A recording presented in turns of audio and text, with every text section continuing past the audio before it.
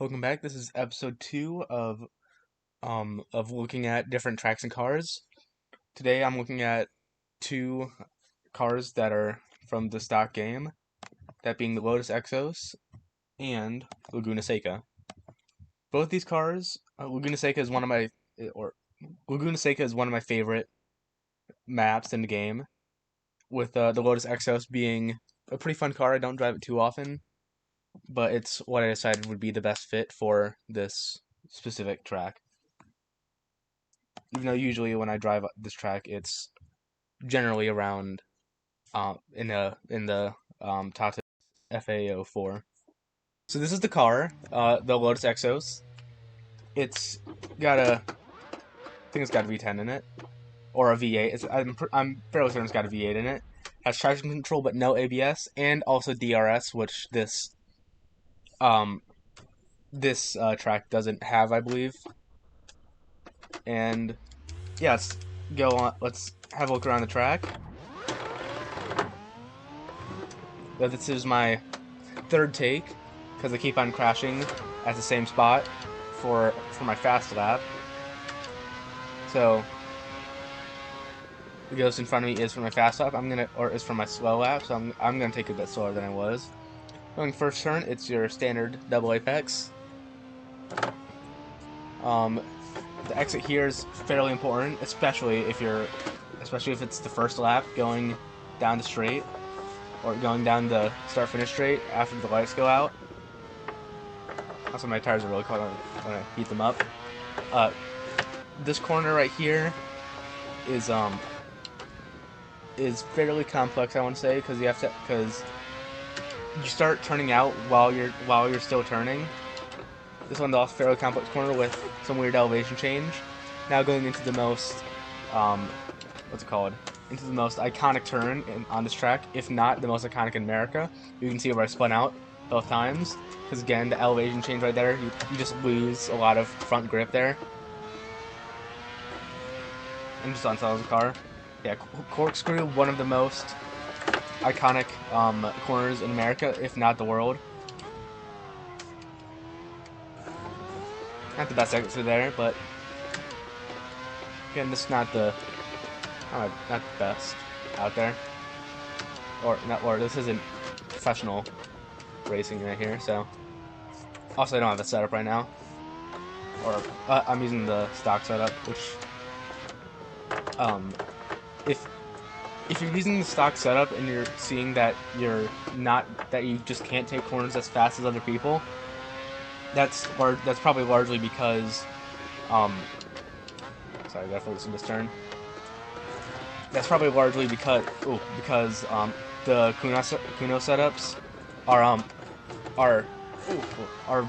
made more for beginners and just helping them to finish a lap rather than more advanced drivers who can handle a bit more of a oversteering car, which I've definitely noticed, because the rear wings, like, just one thing to check that'll gain you like seconds of time is putting a bit less downforce on the rear wing. I think I'm gonna go for a third lap because my front tires are a bit cold there. This setup right here is incredibly understeery, or it's way too understeery for what's supposed to be basically a Formula 1 car that you can buy.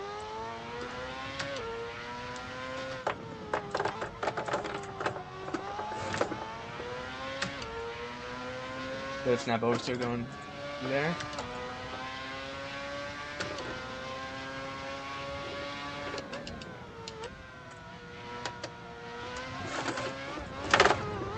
Alright. Well, I spun out there. You can see it's a very complex track. I am a huge fan of it. I believe that one thing that I have tried to do is adding a video of my first win on a public server on this track, but for some reason it didn't upload.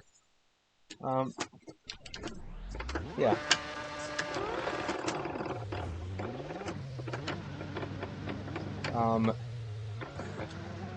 It's a very nice track. I like it a lot.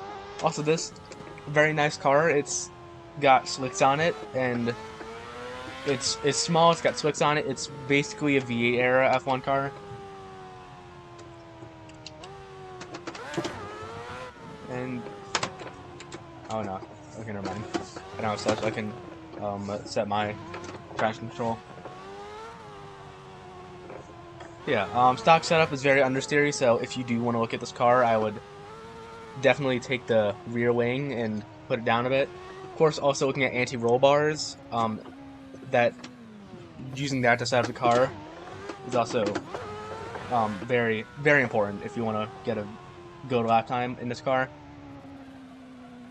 Also, soft tires, of course. Looking at tire pressure for each map, I could have definitely looked at the tire pressure after doing a couple test laps. And of course, it's just a quick thing that it's like quick things I want to do. But yeah, this is the car, like I've already shown.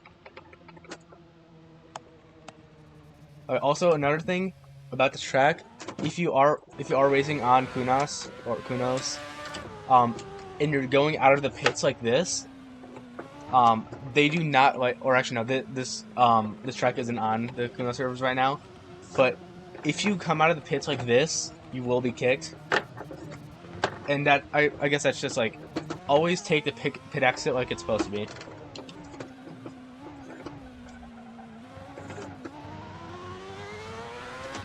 Like that. And also just be always with exiting the pits, make sure to stay out of people's ways, and because they're probably going by faster than you are, especially because they started accelerating before you. Anyways, that's about it.